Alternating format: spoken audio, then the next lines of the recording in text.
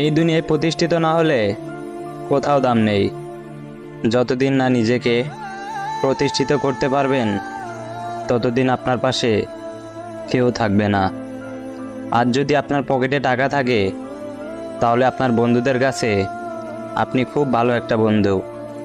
কোনো জায়গায় ঘুরতে গেলে সর্বপ্রথম কলটা আপনার ফোনেই আসবে। আর কালকে যদি আপনার পকেটে টাকা না থাকে তাহলে ঘুরতে যাওয়ার